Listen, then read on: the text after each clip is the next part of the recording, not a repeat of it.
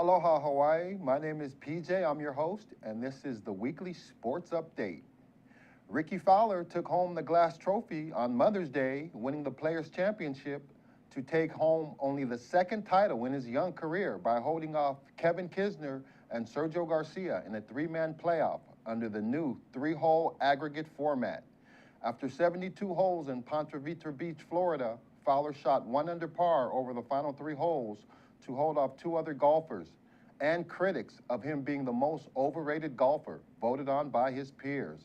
All 3 golfers finished at 12 under par, but Fowler and Kisner birdied the infamous 17th hole, which is the second playoff hole, and par was good enough for Fowler to take home the 5th major and the Players' Championship, along with the cool $1.8 million for his 4 days and 75 holes.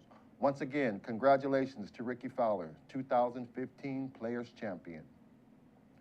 The NFL poster boy Tom Brady has been suspended 4 games by Roger Goodell, the NFL commissioner, and the New England Patriots have been fined $1 million and lose a first-round draft pick in 2016 and a 4th-round draft pick in 2017 for their respective roles in Deflategate.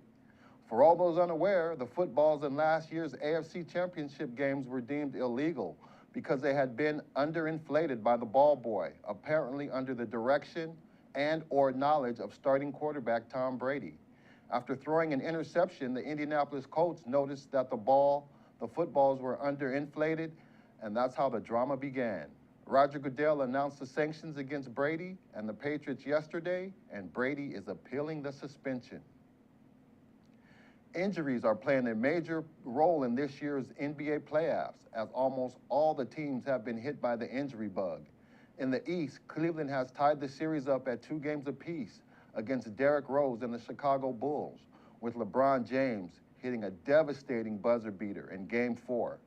Kyrie Irving is a little bit beat up with a sprained ankle, as well as Kevin Love being out for the remainder of the series.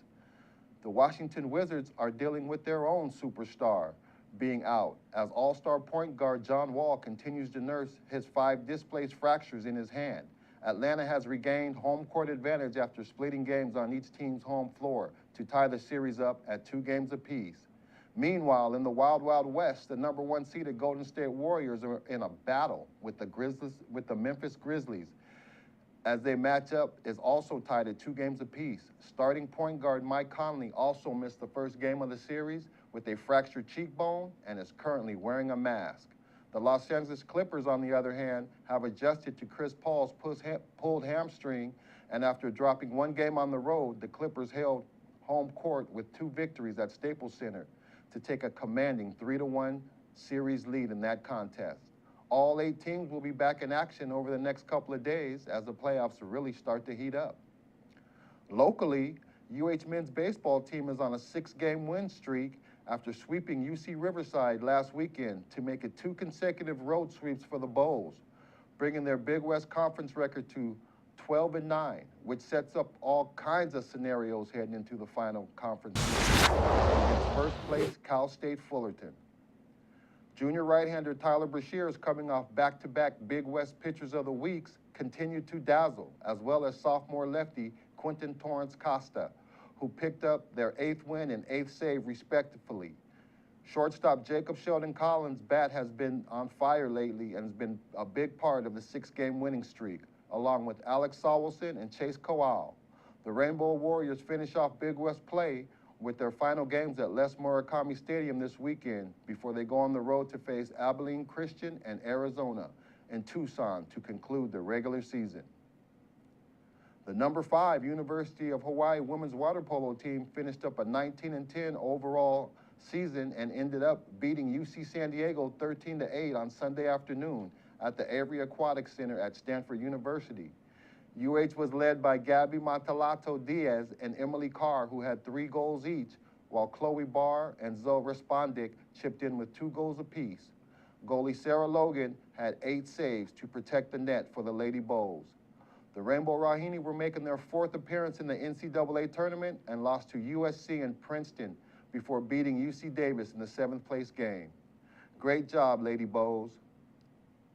UH senior and Castle alumnus Leisha Li'i hit .778 with 7 RBIs and a 1.556 slugging percentage to win the Big West Field Player of the Week for the ladies softball team and to conclude her career as one of the most prolific hitters in UH softball history. Li'i hit 2 home runs and a double to lead the Wahine offense that hit 10 home runs over the weekend against UC Davis. The 2 home runs boosted Leisha's career total to 49 total and 3rd overall in the record books. She is also number 3 on the RBI list with 155 and number 3 on the walks list with 108, all career numbers for Leisha Li'i. She has started 215 games in her career and leads with a .334 batting average. Hawaii finished the season 32-22 overall and 13-8 in Big West play. Mahalos for joining me, your host PJ, on Weekly Sports Update. See you again next week. We'll be taking a commercial break, and when we come back, it'll be part 4 of the NBA playoff breakdown series with my man, Justin Baptiz, on the other side on Hawaii Sports Update.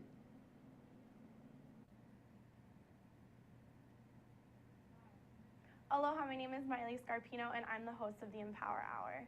If you're interested in health, nutrition, fitness, here on the island of Oahu, want to learn more about places to train at or different trainers available, then watch my show on Fridays at 3. We have a great time, and I hope that you'll come join us. Much aloha. Now go get swole. Hi, I'm Ethan Allen. I host Likeable Science on ThinkTech Hawaii. And I do this because I care about science literacy in Hawaii. I want to spread the understanding that science is a vital and interesting part of everyone's life.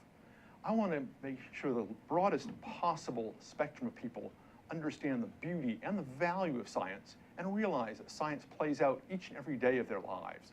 I want you to understand that science is fun. So we bring on to this show each week guests who are scientists, from astronomers to zoologists, and we talk about what they do and how they do it. But most importantly, we talk about why you should care about their work, why you should see that their work has value and impact on your life. So I hope you'll join us Fridays, 1 p.m. here on ThinkTech Hawaii. You can watch us via live stream. You can watch us recorded on Olelo, and you can see us each week. We hope you'll join us. Hi, I'm Jay Fidel. That's Ted Ralston. You know, Ted is the host of Where the Road Leads. It shows every Friday from 4 to 5 p.m. It's about technology. It's about how people collaborating and solve problems with modern technology. It's where the road leads. We all know that. We should all be listening. Join us there, 4 to 5 p.m. every Friday. Now, what about that do you agree with? All of it. I knew he'd say that. Aloha. Say aloha. Aloha. Good. This is Alice Lee Hagan, host of ThinkTech Hawaii Business Education Spotlight. My show here at ThinkTech Hawaii is every Thursday from 3 to 4 in the afternoon. I bring in interesting guests from Hawaii, the mainland, and hopefully international guests in the future. Do join us on Thursday from 3 to 4 p.m. ThinkTech Hawaii Business Education Spotlight. Aloha. Aloha, my name is Josh Green. I'm a senator from the Big Island. I work in the ER there. But on Tuesday afternoons, I get to come and spend 45 minutes to an hour with Jay Fidel and the ThinkTech staff. They're terrific professionals. They help us to bring some of the leading cutting-edge topics here across our state to you. So you can join us at our show on healthcare in Hawaii to talk with leaders from across all the spectrum of health in our state, or you can join us for any other show where we talk about economic development or tourism, or some really eclectic programs too. So really, we'd love to see you here on our show. Thanks for joining us and thanks for supporting us. Hi, aloha. My name is Chris Leatham, and I host a show called The Economy and You. The show plays every Wednesday at noon, and on my show, I bring on guests who are interested or working in the technology space. And so I'd like you to come and watch the show and learn with me about all the sort of exciting things that we're doing in Hawaii to build and grow our economy ecosystem. So I'd like to say aloha, and I look forward to seeing you on the show. Thank you. Okay, I'm Jay Fidel. That's Ray Starling. We co-host a show called Hawaii, the State of Clean Energy, every Wednesday, 4 to 5 p.m. It's really interesting. You know, Ray has a way of unzipping these guys. He asks them these questions, and all this stuff tumbles out, and we find out stuff we would never know about without Ray's questions. Thank you, Ray. You're welcome, Jay. I'm very pleased to be your Ed McMahon every Wednesday at 4 o'clock here on the internet. So you can join us and see what's happening in the energy world, and there is a lot going on. So join us every Wednesday at 4 o'clock. Yeah, come around, be energized, right here on ThinkTech. Aloha. Aloha and welcome back to Hawaii Sports Update. I'm your host, PJ, and I'm here with Justin Baptiz, aspiring sports reporter. And we've been breaking down the NBA playoffs for the past 3 weeks, and we're going to do some more of that here today. And injuries are definitely a key figure in all the matchups. Everybody is dealing with injuries except for the 2 number 1 seeds, and they're generally healthy, but everybody else is dealing with their own injuries.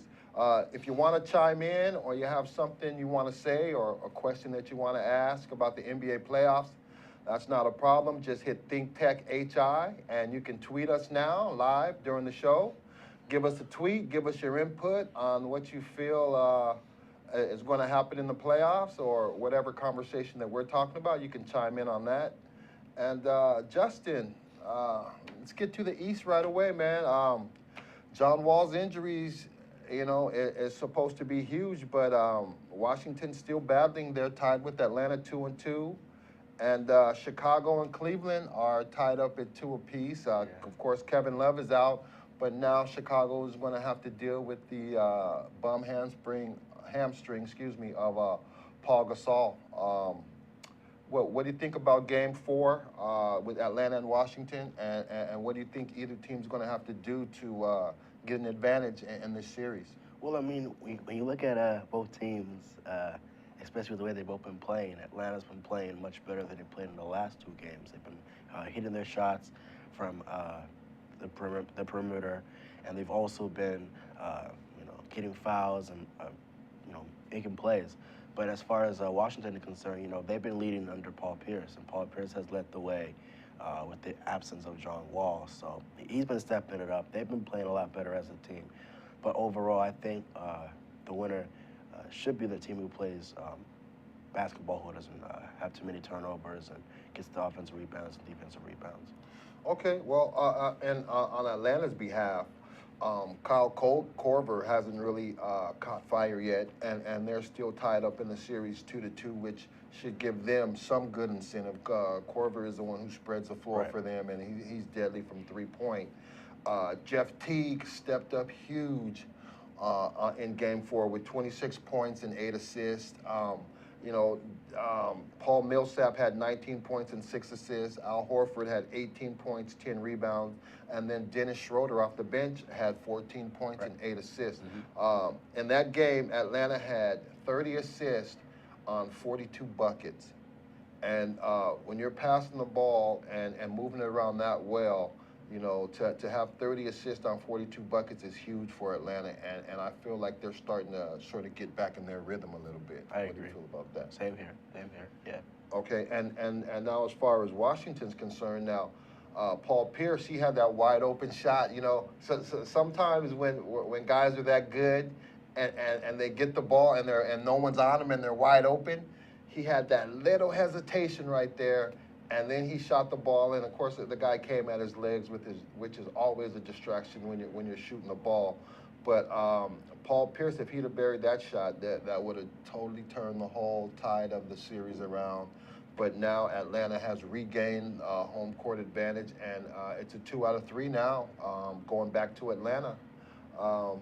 Who do you have in this series, and how important, of course, is the injury to John Wall that you feel is going to make the difference in this series? Well, I mean, I think the injury to John Wall is very, very important. I mean, they've been a much better team with John Wall, especially with the way they played throughout the season. Bradley Beal has stepped up his game too, but the injury of John Wall has me thinking that the Wizards aren't that good of a playoff team, with the fact that they do have John Wall out. So I think Atlanta's going to win 4-3 in the series. Okay, well, but Bradley Beal, of course, stepped up huge for Washington. 34 points, 7 assists, 8 of 9 from the free throw line, 4 of 8 from 3. Right.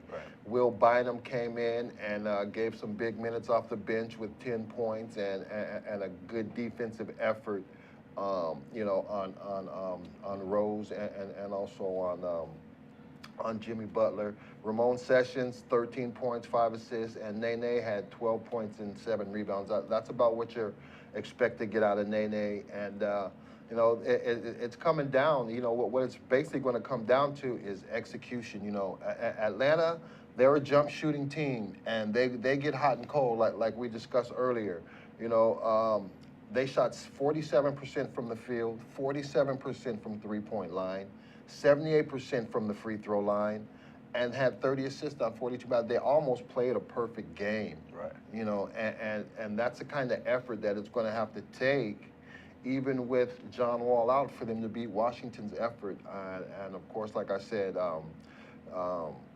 Ramon Sessions and Will Bynum and Bradley Beal are trying to, you know, ease some of that pressure of John Wall being out. But it's going to be an interesting series coming down this 2 out of 3. Atlanta, they do have the home court advantage, and that's what they play for all during the season to achieve that. Right. And it's going to come down to 2 out of 3 games at home. Now, Chicago and Cleveland, wow. I mean, Chicago is a LeBron James miracle shot pretty much away from being down 3-1. Right. And, you know, the plot just thickens with the injury to Pau Gasol on Chicago's behalf. And, you know, that's a lot of points that has to be made up. Now, Pau Gasol, you know, what Chicago used to run into in the playoffs before is they've always had that good defense. But, you know, when they have those times of 3 minutes, 5 minutes, 7 minutes, even sometimes that they go without scoring, that's where Pau Gasol would fill in. And, of course, Jimmy Butler's raised his average also this year. But, you know, they're going to miss Gasol in some more on the offensive side of the ball, right. I think, especially when they struggle to score points. Now, what do you think about the Cleveland-Chicago series? What do you think about that shot by LeBron? What do you think about how D. Rose is playing, and how about LeBron James' overall play? Plus, Kyrie Irving has a little foot problem. So, I mean, there's another team having to deal with the injuries again. Well, first I have to say, wow. Oh me, oh my. I mean, I didn't mean to hit you with so many questions, man. Wow. What can I say? Who would have thought it would have been buzzer beaters, just the way those games would have worked out. All weekend long. Jeez. But yeah, Kyrie Irving has a huge impact to the Cavs with their success. LeBron has just stepped up like he's done in the past with Miami and with Cleveland. And, you know, LeBron is being LeBron. You know, he's being King James. So I think he's played pretty well through tough times. And, you know, they're missing Kevin Love, but that's a big part of their team. But, you know, they're playing pretty well, so they don't really necessarily have to miss him that much because they're actually playing good with Shumpert and J.R. Smith coming off the bench. Right. But with the loss of Pau Gasol in Game 5, that's you know, when you look at it from a standpoint of these two teams playing at each other, you have Pau Gasol, who's experienced 5 champion of the Lakers, right, won a few games, won a lot of games with the Lakers, right, and won a lot of rings with the Lakers as well. But when you have a guy like that on your court, he is just helps you out in very different ways, double-double, you know, and shoot the three, and get fouls. So that's a big part of their team. And Taj Gibson has to step up, and off the bench, they have to play a much better game. Well, here's my concern, sort of, for both teams. Now, the final score was 86-84. Right. And, you know, to only score 84 points, that's not enough. And I think that's where Chicago, number one of all, missed Pau Gasol, okay? Because with Pau Gasol in, you know, he averages about 16 points. That would have put them right around 100. Right. You know, and 84 points in a playoff game isn't going to do it. Derrick Rose, 31 points. Jimmy Butler, 19. But no other Chicago Bull had scored in double figures, just those two. And on the other hand, you had Cleveland, who shot 95% from the line, okay, but they only shot 20% from three and 40% from the field, 38.7% from the field. LeBron James almost had a triple-double, 25 points, 8 assists, and 14 rebounds. I mean, for him to play also 44 minutes and to use up that much energy and all of that, you know, he's just doing way too much for him to have to carry the Cavs 2 more series after this, I believe. Right. So Tristan Thompson or Mozgov or J.R. Smith or even Kyrie Irving, they're going to have to step it up. I don't think that Cleveland's going to be able to win with Kyrie Irving scoring 12 points and only getting 2 assists, too much more. Right. So as this game gets down to 2 out of 3, what do you feel Chicago's chances are? What do you feel Cleveland's chances are? And what is each team going to have to do to get over the hump against Not to each other? mention, D Rose, as far as when the question that you had asked me, as talented as D Rose has played, he's played very well. He's hasn't been injured in the playoffs, so he's done very well. 25 points per game. He stepped it up. Jimmy Butler is one of the big reasons why they've been able to come back and get the leads that they have. They just have to play a much better defense, being with the fact that they are a dominating team and they can play. Because even when Pau Gasol was out and D Rose had made the game-winning shot, they still were playing pretty well. It had to do with Jimmy Butler stepping up in the game. It's also Taj Gibson having a huge impact. But like you just mentioned, Cleveland chances. It all goes with saying you have to play good basketball. You have to get stops. You have to get defensive rebounds, offensive rebounds, and you have to make second chance points. Yeah, absolutely. And like you're saying, LeBron is carrying this team, and Kyrie Irving is hurt, and Chicago should use that to their advantage. But Chicago's chances are basically you play good defense, play good offense, and you have a chance to win a game. And you have to have players scoring double figures. Yeah. Well, like I said earlier, Pau Gasol being out is going to be a bit of a burden for them to be able to score points when they go through those little time lapses of offense and are searching for somebody to put the ball into the basket. Now, on the other hand, like I said earlier, I think that Kyrie Irving's going to have to step his game up. I don't know how injured he is. We don't know. We all know he's an all-star player. We all know what his potential is. But if he's not 100%, that's just going to add more of a burden to LeBron James. And, LeBron's carrying a heavy load right now. And for him to have to carry that for 2 more series, if they get past Chicago, is going to be a task within itself. So Cleveland and Chicago are going to square off again today, probably in about a half an hour. And it's going to be interesting to see what happens. And the team who usually wins Game 5 when the series is tied 2 apiece usually goes on to win the series. So it's going to be interesting today's game. Picking Bulls in 7, 4-3. Bulls in 7? 4-3. Okay, and what about Atlanta, Washington? Atlanta, Washington. I'm picking Atlanta. You got Atlanta in 7, huh? So Atlanta you have Atlanta, the number 1 seed, advancing against Cleveland, the number 2 seed, in the Eastern Conference. Yeah, it's just like the NCAA tournament now. It's the Final Four, but it's the NBA, and everybody pretty much had it like this except Washington. I think Washington surprised a lot of people, at how easy they beat Toronto. But they're going to have their hands full without John Wall, that's for sure. Like I said earlier, the 2 number 1 seeded teams, Atlanta and Golden State, seem to be the healthiest. Right. Okay, everybody else is pretty much dealing with a superstar being out. In Chicago's case, of course, like you said, it's Pau Gasol. In Washington's case, it's John Wall. And Cleveland's case, it's Kevin Love. We know he's gone from the series. And Kyrie Irving is limping now. And when we come back on the other side of this commercial, we're going to be talking about the Western Conference and the Golden State-Memphis series, and also the Clippers and Houston. They're back in action today also, and that's the only series that isn't tied 2-2. The Clippers are up on Houston 3-1. So we're going to take a commercial break, and when we come back, we will be talking some more NBA playoffs, breaking it down with Justin Baptiz. Aloha, I'm Hunter Hevlin, host of Sustainable Hawaii here at ThinkTech Hawaii. You can tune in every week on Thursday at 2 p.m.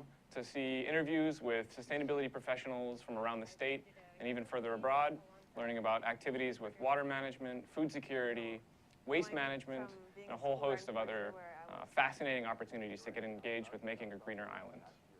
So if you're interested in making the transition from consuming individuals to communities of producers, check us out every Thursday. Ted Ralston, folks, host of our show at ThinkTech Hawaii called Where the Road Leads, where we talk about technology influencing the future of Hawaii. Technology, of course, is the art of solving problems. We always bring in interesting and informed guests who can see from different perspectives and different points of view how that future might unfold and how technology can assist us in getting there. So once again, join us 4 o'clock to 5 o'clock on Fridays. Ted Ralston, your host. And please, if you have ideas that you'd like us to address on this show or folks who you think should be on it, let us know. Aloha and welcome back to Hawaii Sports Update. If you just joined us, you can hit us up on Twitter at ThinkTechHI, and you can get involved in the conversation. We're talking NBA playoffs here with Justin Baptiz, breaking down the series of these final 8 teams left. And if you want to chime in on some of the conversation, just tweet us at ThinkTechHI, and we will try to answer your questions to the best of our knowledge. Yeah. And go ahead. I'm interested to see how it's going to work. So somebody ask us a question. Tweet here something. on Twitter here. ThinkTechHI, tweet us a question.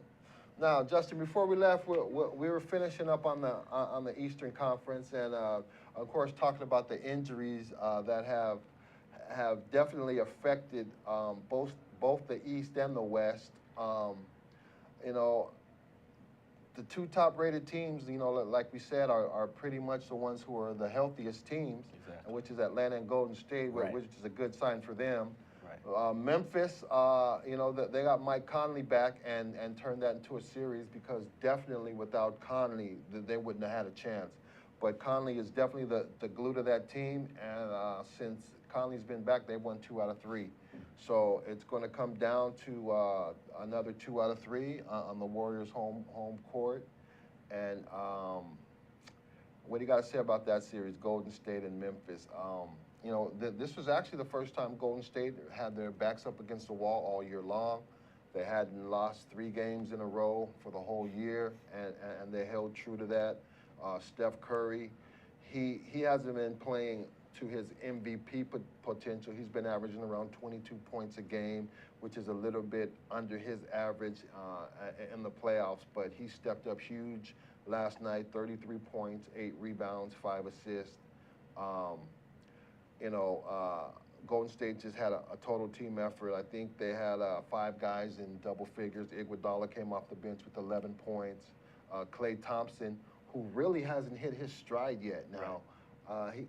Klay Thompson and Curry, they haven't been so-called struggling, but they haven't been 100% on point either. Right. And that's sort of dangerous, you know. And that could be because of Memphis's defense also, because, you know, they got Gasol and Zebo and Conley and the number one defensive team. What's the guy's name? Allen, right? Tony Allen, the all-team defensive first team right there, and he should have let everybody know about that. Yeah. But what's your take on Golden State and Memphis, and what is either team going to have to do to get over the hump against one another, besides Conley staying healthy? Well, like you've always said in the last time we've had our shows, you mentioned Conley as being the most underrated player in the NBA. I believe so, yeah. What you mentioned before. But my take on it is that, you know, Chef Curry, as they call it on ESPN and wherever you can find it, stepped up in the last game. Past 2 games prior, has been playing like MVP status, but right. You You know, he's hot, especially when he's on that three-point line. Yeah. But, you know, the Warriors have to play like they've been playing Warrior basketball, making defensive points, making offensive points, shot blocking the ball, getting rebounds, getting steals, because they did that in the last game, which is pretty good for their team and for, you know, trying to win the game and stuff. But, you know, the Splash Brothers, Klay Thompson and Steph Curry, have to come out playing much better. They have to realize that this is a tight series. And I think they realized that in the last game, coming into the series, okay, we have to play a much better game because they've been playing pretty sloppy in the last 2 games. But for the Warriors to have their success, they have to continue to get their points off the bench and get their points off turnovers and to be able to score effectively, being that they do have the Splash Brothers and the top duo and Andrew Bogut and Draymond Green and Andrew Iguodala. You haven't really heard about those players too much in the playoffs for the second round as you did in the first with Draymond Green. But they got to continue to play. And Memphis keeps scoring. Zebo and Marc Gasol are the top guys, so got to utilize those players as well, and Allen making defensive stops too. Absolutely. The thing with Golden State is, you know, I think they got back on point, you know, moving the ball around. Right. Curry had double figures. Draymond Green came out super hot in the first quarter and got them, you know, on point, 16 points and 10 rebounds. Right. Harrison Barnes chipped in with 12 points. And like I said, Thompson and Iguodala had 15 and 11 respectively. But on the defensive end, Andrew Bogut, man, he had 9 rebounds, he had 3 steals, Right. and he had 3 blocked shots. Now, he altered way more shots than just the 3 that he blocked. Mm-hmm. And to me, the reason why Memphis was held to 84 points from the Warriors standpoint had a lot to do with Andrew Bogut protecting the rim in that game, and you know, that can't be overlooked. When you look at the overall statistics of the game, Golden State shot only 68% from the line, but they shot 47% from the field and 42% from three-point land. They had 11 steals and 21 turnovers. Right. So, you know, the turnovers are sort of high. 11 steals is always good. That's going to get them out and running and getting everybody involved. Like I said, Curry, Green, Barnes, Thompson, Iguodala, and Bogut all had very good games.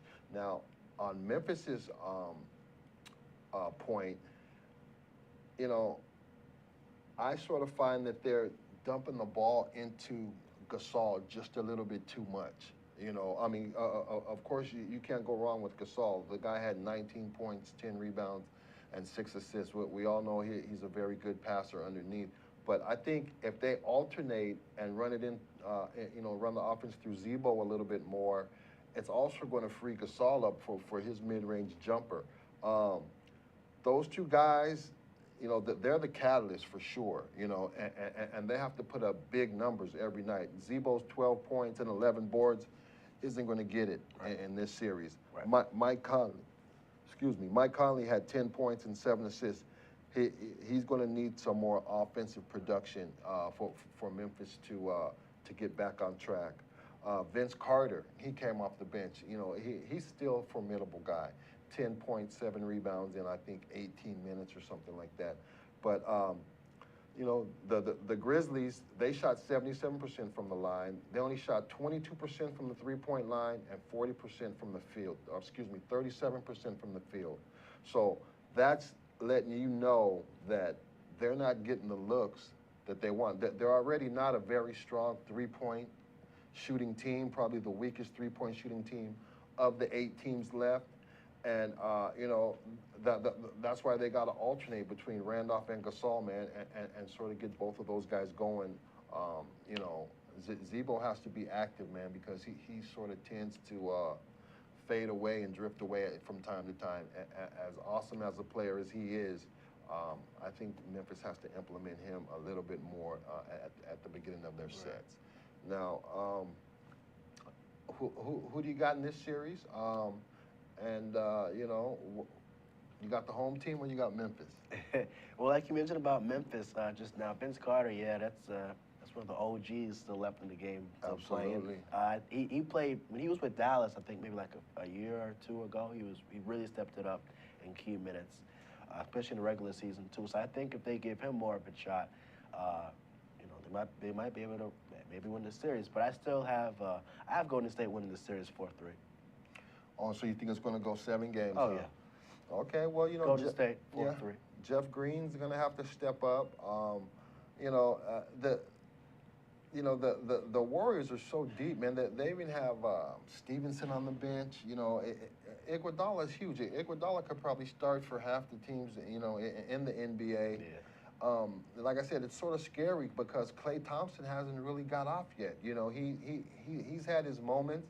He's had his flash moments, but he hasn't been that consistent 20-point guy, you know, for the Warriors during the playoffs yet. And that's actually a little bit scary because when they both get going at the same time, you know, without a doubt, they're the top NBA backcourt, you know, the top backcourt in the NBA. And, you know, they're not called the Splash Brothers for nothing. And so. they can shoot the three too.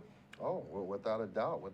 The 42% from three-point is definitely a high percentage, you know, and you know, like I said, I think the difference in Game 4 between the first 3 games was actually Andrew Bogut's defense. Right. I don't think enough could be said about that, and you know, so this is going to be interesting moving forward, as of course these guys again are playing 2 out of 3 and on Golden State's home court, and it's going to be interesting to see how that pans out also. Now, the only series that isn't 2-2 is the one that, to me, has had the biggest momentum shift. Okay, the Clippers got that first game without Chris Paul. That was sort of like a miracle. You know, they always say that when a superstar goes down, that you can probably play 1 game without him and make the adjustments. And I think that's what the Clippers did in the first game. And the second game was pretty much a wash. They didn't want him to play. They wanted him to get healthy. I understand that. So now the Clippers are sitting pretty. They're 3-1. They just held 2 games on their home court. Houston has their backs up against the wall tonight. The Clippers have scored over 100 points in each game. You know, the Rockets have only scored over 100 points in 2 out of the 4. I don't know, man. Howard, he only had 7 points, you know, and 6 rebounds. I mean, you can't have that from Dwight Howard. They had been held James Harden to 21 points, even though he had 21 points, 8 rebounds, and 6 assists. But, you know, they had 21 turnovers also, okay? They only shot 50% from the free throw line, 43% from three-point line, and 41% from the field. What's Houston going to have to do to get the ball in the basket against the Clippers? Well, what can I say? What can I say? It's been a long season for the Houston Rockets. I wish you guys very much success throughout the off season. Good luck for next season.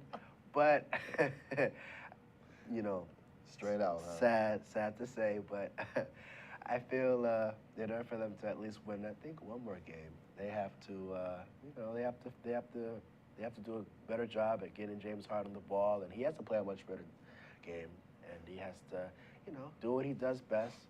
Get on the free throw line, foul some players off, shoot the 3 points, pass it to pass it to Trevor Ariza, you know, Corey Brewer, and the players that can play, man, because they haven't been playing well. I mean, you would have thought that maybe this game would have been at least maybe like 2-2 or 4-3, you know, or not 4-3, but at least tied 3-3 or 2-2. The series didn't go like this for this one, but obviously,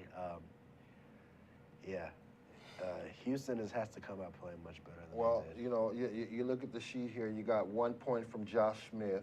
Okay, you got 7 points from Dwight Howard. You know, the second leading scorer after Harden was Ariza, and the thing that I'm afraid of with Houston is that burden, man. And to me, it's the same burden that Cleveland's sort of putting on LeBron.